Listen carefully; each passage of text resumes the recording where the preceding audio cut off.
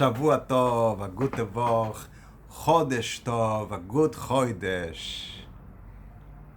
So we're starting the month of Sivan. I want to tell story number 81 of the Shivchei of Shem Tov, the title of which is Ma'aseh V'Tekiyah Kaf, the story of a handshake.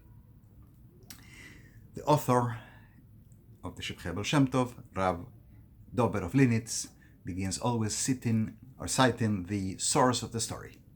I heard from the Rav of our Kehillah, who is Rav Gedali of Linitz.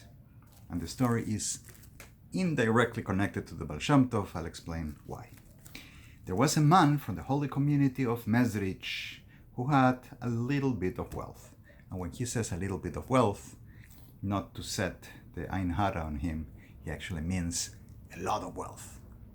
The Ein Hara, the evil eye, not to say something and okay. The man was really wealthy. And when this man from the community of Mezrich became close to the days of his old age, he said to himself, what did I do my whole life? The years have passed by in things that were vain and empty. What did I do with my life? Lack Torah and Ma'aseh Tovim and good deeds. He didn't know what to do. And it came out to his head an idea. He was going to give tzedakah b'seter. He was going to give charity secretly. So he started putting a taler. Taler is a high-value coin of the time, a German coin that was worth like 8 zlotys, 8 times the money coin that they use in Poland. So he started putting this high-value coin every day in the tefillin bag of Rav Yitzchak of Mezrich, who we mentioned in stories before.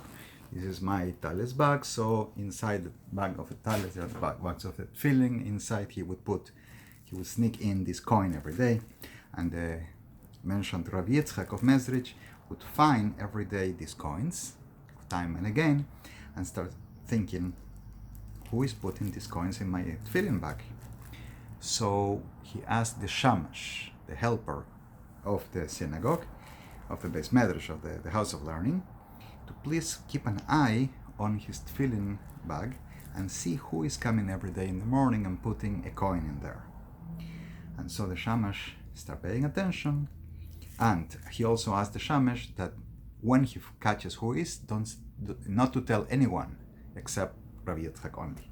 So the shamash, he saw who it was, and after the tefillah, after the prayers, he came to Rav Yitzchak and revealed to him who it was. So Rav Yitzchak started being mekarev, bringing close to Jewish Torah observance this man, and sat with him to learn. And he learned all the Shisha Sidre Mishnah, all the 6 orders of the Mishnah. Every perek, every chapter of the Mishnah, he will learn with him. The man will repeat several times until he will know it by heart, and continue through the studies of all the Mishnayos, of all the paragraphs of the Mishnah, until he finished the entire thing. And then he learned with him the Ein Yaakov, the Agada, the story part of the Talmud, of the Gemara, and then he learned books of Yiras Shamayim, of the fear of heaven, and of Musar, moralistic books of Judaism, and even the Sefer Zohar, even the essential book of mystical Kabbalah knowledge. And the man became a bit of a scholar. Again, I think is speaking in small, not to give a einar on the big, but the man became quite a scholar, learning all of this, and he acquired membership in the Chevra Mishnayos, which was a high prestige Torah study club at the time. These Jews didn't gather in a club to go play poker in the weekends or play golf. They gathered to learn Torah. He becomes part of this group, and he continued learning until the last day of his life. When he was finally on bed, before leaving this world, Rav Yitzchak came to visit him and demanded him to give him a handshake and to agree that he would continue coming to learn with him, meaning after he would depart from this world. And as it was the custom on the city, during the days of Shiva, all the members of the Chevra Mishnayos, this special Torah learning club, would come, and while his neshama was departing from the body, during these first 7 days, they will learn Mishnayos. And during the Shloshim, meaning the first 30 days after his burial, they finish the entire 6 orders of the Mishnah. Even today, it's customary to learn Mishnayos when somebody passes away, given that the word neshama has the same letters as the word Mishnah. So these Chevra Mishnayos learn the entire Mishnah from beginning to end during the Shloshim, during the first 30 days. After this, he appeared to Rav Yitzchak.